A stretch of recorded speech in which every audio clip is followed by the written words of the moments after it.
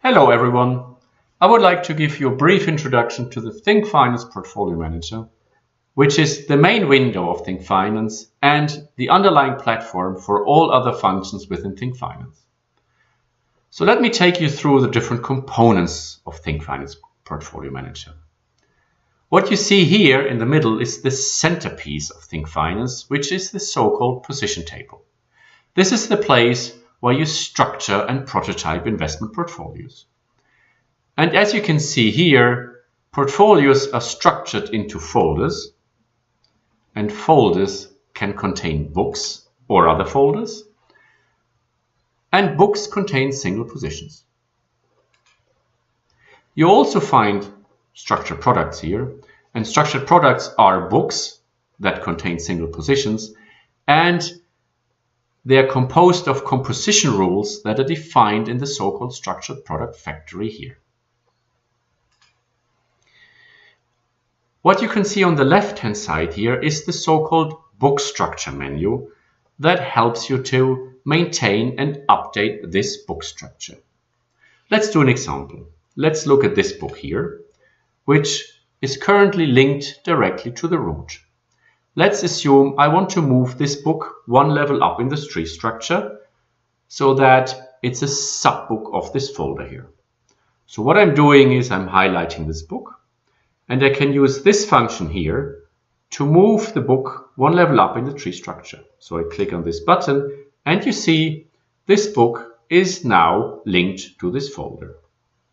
Of course, I can do the opposite. I can highlight this book and I use this function here to move the book one level down in the tree structure. So when I click here, the book is once again linked to the root. What you also find here in the book structure menu are two different views. One view is the book view, which you see here. It's basically the structure of my book. Or you can view the position table as a flat list. And here you see all positions in my portfolio as a flat list. Of course, in both views, you can sort the table according to any of these columns here. What is also important to mention is that in both views, you can set filters. For instance, if I'm only interested in equity positions in my portfolio, I can click on equities and you see the filter that I set down here. And now you see all the equity positions in my portfolio. Or I can go further down. If I'm just interested in options in my portfolio, equity options, I'm clicking on equity options and you see the equity options in my portfolio. And once again, you see the filter here. Now you can undo the filter by clicking on portfolio and you see the filter has been removed. Another thing worth mentioning is that the position table contains a lot of information about the positions. Static data, dynamic data that is used to price the positions. And if I'm only interested in a certain aspect of my portfolio, I can use this function here, show columns. At the moment, I'm looking at all columns. But if I'm just interested in columns that contain information regarding risk and P&L figures, I can click on risk and P&L and you only see the columns that show risk and P&L figures such as the annualized volatility, the P&L, the valued risk and so on. Or I can just look at position data, which is basically the static data like the symbol, the underlying, the currency and so on.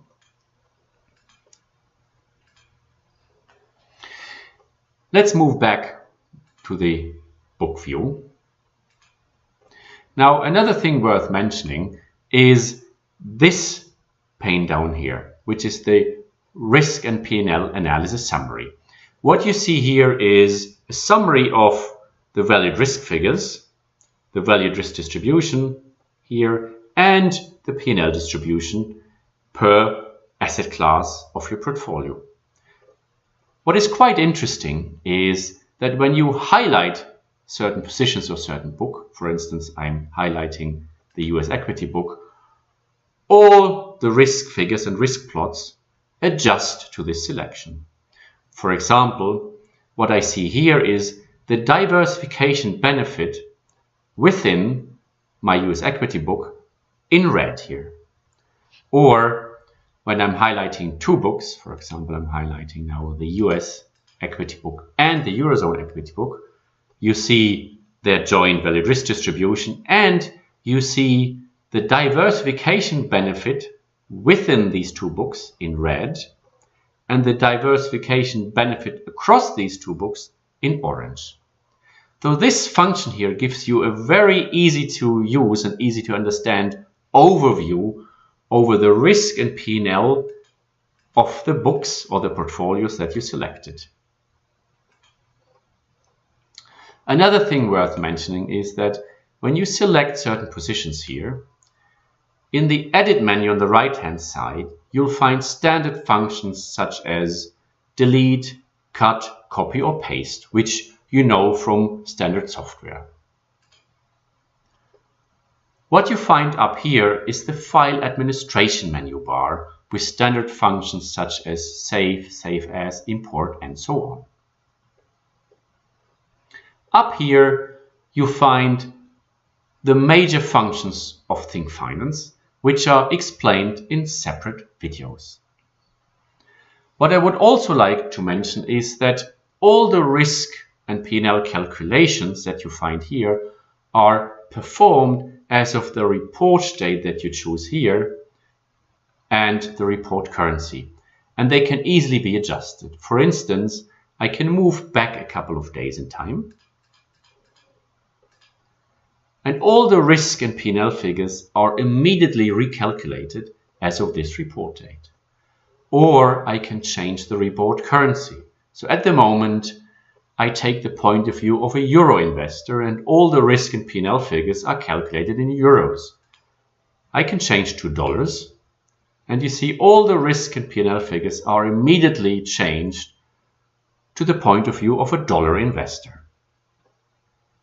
So that allows you to move forward and backward in time with your risk and P&L analysis, or to change the perspective looking at your portfolio from different report currency perspectives. Last but not least, I would like to mention that if you're working on a laptop with a relatively small screen, you might want to hide a couple of these menus here to have more space for the position table. What you can do is you go to the view menu here, and you can hide, for example, the risk analysis to have more space for the position table. Or you can also hide the different menus here, the file menu and even the major functions of thinkFinance, and you can still find them in the pull down menus here.